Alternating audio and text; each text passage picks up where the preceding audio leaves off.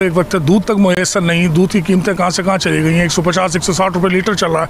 Petrol की कीमतें दिन ब दिन बढ़ती जा रही हैं, अशिया खुर्दनोश की कीमतें बढ़ती जा रही हैं, लेकिन कोई पूछने वाला नहीं ना। महंगाई की इंतहा हो चुकी है। आए दिन गवर्नमेंट पेट्रोल और डीजल की कीमतें बढ़ाने की वजह से दूसरे लोग हर चीज़ की कीमतें बढ़ा देते हैं। जी पेट्रोल महंगा हो गया है। जो चीज़ 10 रुपये की मिलती थी आज वो 50 रुपये में मिल रही है। हम मजदूरी कर रहे हैं, उसमें भी हमारा एक वक्त का खाना पूरा नहीं हो रहा। आखिर कब तक इस तरह चलता रहेगा। 2 वक्त की रोटी बड़ी मुश्किल से मिल रही है, ऊपर से कॉलेजेस के खर्चे वो भी बहुत ज़्यादा हैं। आज मैं आटा और तेल चीज़ नहीं लेने गया तो वो 20-20, 25-25 रुपये ज़्यादा महंगी हो गई। आटा 75 रुपये किलो हो गया। बताएं क्या करेगा। हुकूमत को सबसे पहले तो पेट्रोल नीचे करना चाहिए। 130 रुपये पे पहुँच गया। अब जिसकी 1000-1200 रुपये दिहाड़ी है वो बंदा पेट्रोल दिलाएगा या काम पे जाएगा। महंगाई के वाले से हम यही कहना चाहेंगे कि हर रोज़ जो है देखें आप चीज़ों के रेट, पेट्रोल वगैरह के ये कहाँ जा रहे हैं। ठीक है, दालें हैं वो महंगी है। एक गरीब आदमी का जो है दुनिया में जीना महाल हो गया। वज़ीर आज़म साहब से ये इल्तिमास है कि जो है इस महंगाई के ख़ात्मे का कोई हल निकालें। महंगाई जो नहीं दिन ब दिन बढ़ रहे, पेट्रोल भी महंगा हो रहा है और डीजल भी महंगा हो रहा है, हर चीज़ इस तरह महंगा हो रहा है। सारे आवाम को पता है कि महंगाई दिन ब दिन बढ़ती जा रही है। पेट्रोल से लेकर आटा सब कुछ तक बहुत महंगा हो चुका है। कुछ 20,000-25,000 रुपये। क्योंकि IMF की ताज़ा तरीन एक रिपोर्ट के मुताबिक आइंदा साल 2022 में भी महंगाई की शरह नीचे नहीं आने वाली। दूसरी तरफ पाकिस्तान ने कर्ज पर कर्ज लेकर ऐसे रिकॉर्ड कायम कर दिए हैं कि इस वक्त पाकिस्तान का जो शुमार है ये दुनिया के उन 10 ममालिक में हो रहा है जिन्होंने सबसे ज़्यादा कर्ज लिया है। और ये कहा जा रहा है कि कोरोना वबा के ख़ात्मे के बाद पाकिस्तान पर मज़ीद कर्ज हासिल करने पर पाबंदी। तो देखा दोस्तों आपने, पाकिस्तान के प्रधानमंत्री इमरान खान ने पाक जनता की चीखें निकाल दी है। जय हिंद दोस्तों, एक बार फिर से स्वागत आपका हिंदुस्तान स्पेशल न्यूज में। उम्मीद करता हूं आप खुश और स्वस्थ हैं दोस्तों देखिए, इस डिबेट में एक पैनलिस्ट ये कह रहा है कि पाकिस्तान में हर तरफ कर्जे ही कर्जे हो चुके हैं। तो दोस्तों कहाँ ये देश क्या करेगा, अपनी जनता को क्या देगा, क्योंकि जैसे जैसे बीमारियां फैल रही है ना ही इनके पास कोई रिसोर्सेज है, और जैसे जैसे अब इन लोगों में बेरोजगारी और बहुत ज्यादा फैल रही है, क्योंकि जितनी डिमांड है उतनी सप्लाई हो नहीं रही है, चाहे वो रोजगार में हो चाहे वो किसी भी चीज के खपत में हो। तो दोस्तों देखिए ये डिबेट और कमेंट में अपनी प्रतिक्रिया जरूर डालें। दोस्तों लास्ट में आपसे रिक्वेस्ट करूंगा, अगर आप मेरे चैनल पे नए हैं तो मेरे चैनल को सबसे पहले सब्सक्राइब कीजिए, लाइक शेयर एंड कमेंट जरूर कीजिए। दोस्तों जय हिंद, वंदे मातरम, भारत माता की जय। दोस्तों सबसे ज्यादा कर्ज लिया है और ये कहा जा रहा है कि कोरोना वबा के खात्मे के बाद पाकिस्तान पर मजीद कर्ज हासिल करने पर पाबंदी लग सकती है, और अगर ऐसा हुआ तो पाकिस्तान को माली बहरान का शिकार होने में देर नहीं लगेगी। एक तरफ कर्ज की भरमार है और दूसरी तरफ महंगाई का तूफान है। PTI हुकूमत के वज़रा और मुशीर कहते हैं कि महंगाई है ही नहीं, कभी कहते हैं कि महंगाई तो है मगर खत्ते के मुकाबले में कम है, और कभी कहते हैं कि महंगाई तो है हम क्या करें, अवाम गुजारा करें। इस हवाले से फवाद चौधरी ने आज कहा कि कोरोना की वजह से महंगाई हुई और रवां साल 12 अरब डॉलर का कर्ज हमें वापस करना है, तो फिर ऐसे में अवाम को सब्सिडी कहां से दें। क्या कहा फवाद चौधरी ने, जरा सुनिए। 1947 से लेकर 2018 तक हमने कुल कर्जा जो लिया था वो 6000 अरब रुपया लिया था। 2008 से लेके 2018 तक हमने कितना कर्जा लिया? 23,000 अरब रुपए। 10 सालों में हमने 23,000 अरब रुपया लिया। वो पैसा है जो दुबई, लंदन, अमेरिका में अनफॉर्चुनेटली चला गया, और उसकी वजह से सिर्फ इस साल हमने 12 अरब डॉलर का कर्ज वापस करना है। तो मुझे आप बताइए कि हुकूमत के पास क्या सब्सिडी देने के लिए रह जाएगा। और इससे पहले फवाद चौधरी साहब ने अपनी एक ट्वीट के ज़रिए गाड़ियों की रिकॉर्ड ख़रीद को लेकर ये लिखा था कि महंगाई तो है ही नहीं। महंगाई के हवाले से बात करें तो वफाकी वज़ीर अली अमीन गंडापुर ने मुल्क में महंगाई पर एक अनोखा मशवरा पिछले दिनों दिया कि आवाम चीनी और रोटी का कम इस्तेमाल करें, जबकि वज़ीर दिफा परवेज़ खटक ने बजट तकरीर के दौरान कहा था कि हर तरफ तो गाड़ियाँ ही गाड़ियाँ नज़र आती हैं, गरीब तो कहीं नज़र ही नहीं आता। जबकि PTI रहनुमा मुश्ताक गनी ने भी ये कहा था कि अगर महंगाई है तो एक रोटी कम खा लिया। तकरीबन 22 अशियाए ज़रूरिया की कीमतों में इजाफा किया गया। चीनी, चावल, घी, टमाटर, गोश्त और ताज़ा दूध की कीमतों में भी इजाफा हुआ है।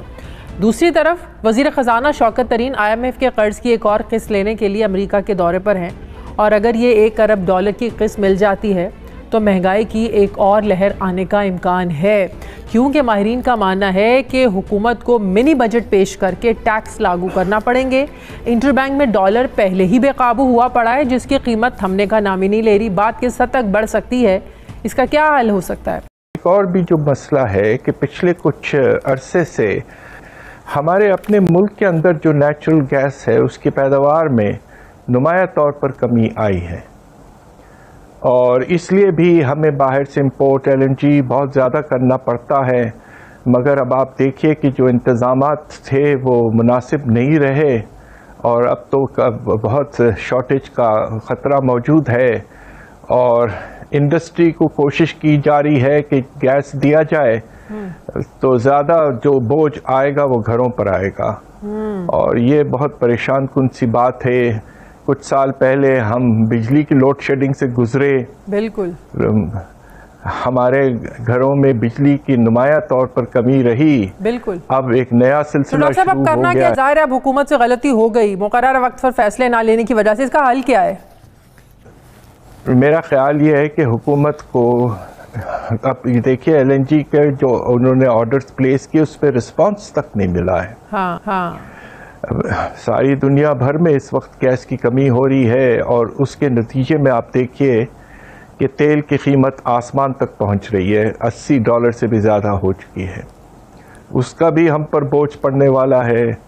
अब खुदा न खास्ता अब आप देखिएगा कि 15 तारीख को और फिर अक्टूबर के एंड में ख़तरा यकीनन मौजूद है कि तेल की कीमत जो है हाई स्पीड डीजल और मोटर स्पिरिट ख़ास तौर पे उनकी कीमतों में तो ये तो इंडिकेशन है डॉक्टर साहब कि महंगाई बढ़ने वाली है, मजीद महंगाई की लहर आने वाली है, जिसके लिए मेंटली रेडी रहना चाहिए। ये तो उस तरफ इशारा है, और उसकी इस मर्तबा यकीनन सबसे बड़ी वजह यह है कि बाहर की जो कमोडिटी की कीमतें हैं वो हैरत अंगेज अंदाज से बढ़ी हैं दिसंबर के बाद से, पिछले साल के।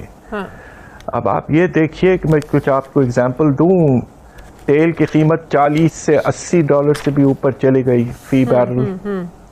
आपका जो एडिबल ऑयल की इंपोर्ट है, ऑयल की, उसकी कीमत में 85% इजाफा। डॉक्टर साहब, ये जो मवाजना दिया जाता है कि खित्ते के बाकी ममालिक से पाकिस्तान में तेल की कीमतें जो हैं वो कम है, लेकिन अगर हम पर कैपिटा इनकम की बात करें तो उस हवाले से मवाजना करें तो वो भी तो बाकी खित्ते के ममालिक से कम है, मतलब कि आमदनी आपकी बढ़ती नहीं है, महंगाई बढ़ जाती है। जी, एक लिहाज से अगर आप इस तरह देखें, परचेसिंग पावर पैरिटी से आप इसको उठा के देखें तो कुछ हद तक अगर हम उसका भी एडजस्टमेंट करें तो पाकिस्तान में तेल की कीमत जो है हाई स्पीड डीजल और मोटर स्पिरिट की वो कुछ कम है। और उसकी वजह ये है कि हमारे यहाँ हमने टैक्स जो था, सेल्स टैक्स के अलावा जो पेट्रोलियम लेवी है उससे ख़त्म कर दिया है। हाँ। और इस बात में मुझे अफसोस है कि जब हुकूमत ये कहती रही है कि तेल की कीमतें कम हैं तो यकीनन हम पर IMF से प्रेशर पड़ रहा होगा कि भाई आपके यहाँ तो सबसे बड़ा तिजारत का खसारा मौजूद होने वाला है, आपको कीमतें किस बेसिस पर आप कम रखेंगे? मतलब कि हुकूमत ने आपको खुशखबरी सुनाई और वो हुकूमत के गले पड़ गई। जी, यही खतरा है मुझे इस बात का, तो लिहाजा इस पे ज्यादा एडवर्टाइज करने की जरूरत नहीं है। कि जब तहरीक इंसाफ को हुकूमत मिली तो इस वक्त मुआशी बहुत सारे चैलेंजेस थे। मुआशी लिहाज से अगर आप देखें तो आज 3 सालों में डॉलर की कीमत कहाँ जा पहुँची है, ओवरऑल मैशियत कम हो गई है। गुज़श्ता दौर में, हुकूमतों के दौर में 10,000 अरब रुपए का जो कर्जा था उनमें इजाफा हुआ, और जो पिछली हुकूमतें थी उन्होंने कर्जा छोड़ा 24,000 अरब रुपए पे। आज 3 सालों में इजाफा हुआ 16,000 अरब रुपए का, जो मजमूई तौर पर बनता है 40,000 अरब रुपए से भी तजावुज कर चुका है। इस पर आप क्या कहेंगे? तो कि हुकूमत ने जो हमेशा पिछली हुकूमतों पर में ये मलबा डाला, ये वाकई उन्हीं पॉलिसियों का तसलसल है या इसमें हुकूमत, मौजूदा हुकूमत की अपनी पॉलिसीज का भी जो है ना वो अमल दरामद है? इस पर देखिए, एक हिस्सा जो है और कर्जों जो 24,000 अरब की वापसी का जो बोझ है वो यकीनन पिछली हुकूमतों से उसका ताल्लुक है, मगर नया जो कर्जा हमने लिया है वो भी बहुत है। और तकरीबन अगर आप 16,000 अरब देखिए तो उसमें तकरीबन आधा हिस्सा जो है वो नए कर्ज़ों का है। तो लिहाजा काफ़ी इजाफा हुआ है कर्ज़ों में। अब आप ये देखिए कि जब पिछली हुकूमत गई थी तो उस वक्त तकरीबन 100 अरब डॉलर तक हमारा फॉरेन एक्सटर्नल डेट था। आज वो एक सर्कुलर डेट की अगर बात करें डॉक्टर साहब, ये 1100 अरब रुपया इस हुकूमत को मिला और आज 3 सालों के बाद सर्कुलर डेट 2300 अरब रुपए से तजावुज कर गया है। तो ये मईशत को संभाला देने की है, जो बात करते हैं कि मईशत दुरुस्त आमद पर चल पड़ी है, ये इंडिकेशन तो कुछ और बताती है। देखिए, इसके अलावा एक और भी नया सर्कुलर डेट पैदा हुआ है और उसके नतीजे में आप देखिएगा कि क्या होने वाला है। और वो गैस है, गैस पे 600 अरब का तकरीबन सर्कुलर डेट आ चुका है। और इसलिए भी आप देखिए, और ये उस वक्त हुआ है कि जबकि पिछले 3 साल में गैस की कीमतों में 120% इजाफा किया गया। और अब खबर यह है कि उसमें नुमाया तौर पर और इजाफा करने वाले हैं गैस साहब। जो सर्कुलर खत्म करने के लिए फिर जो कर्जे ले रहे हैं, फिर जो कर्जों की अमाउंट है या जो IMF से भी मिल रहे हैं, ये तो इसको मैनेज करने में निकल जाएगा। सर्कुलर डेट को अगर आपने खत्म करना है और उल्टा हमें सूद पड़ता जाएगा।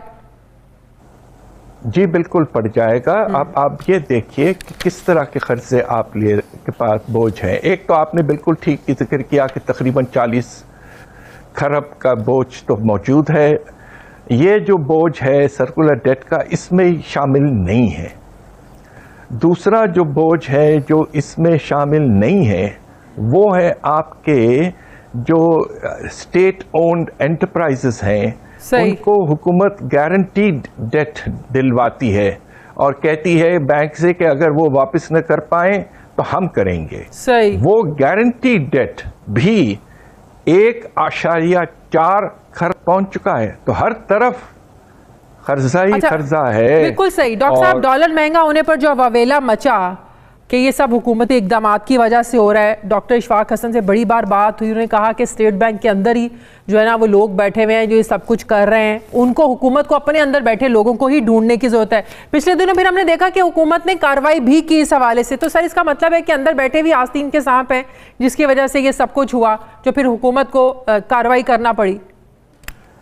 ओपन मार्केट में जो ट्रांजैक्शंस होते हैं उसमें यकीनन गड़बड़ हो सकती है। सही। और इसलिए आपका स्टेट बैंक ऑफ पाकिस्तान ने नुमाया इक़दाम किए हैं, बहुत मुनासिब किए हैं पिछले 3-4 दिन में। और आप ये देखिए कि ओपन मार्केट में डॉलर की जो कदर है वो अब एक लेवल पे आकर रुक गया है। अलबत्ता जो आपका बैंक इंटर बैंक रेट जो है, जो ऑफिशियल रेट है, वो अभी भी गिर रहा है। तो परेशानी इस बात की है कि 171 रुपए से भी ज़्यादा चुका है और हो सकता है कि आने वाले दिनों में ख़ास तौर पे IMF के साथ जो बातचीत चल रही है उसका जो नतीजा निकलता है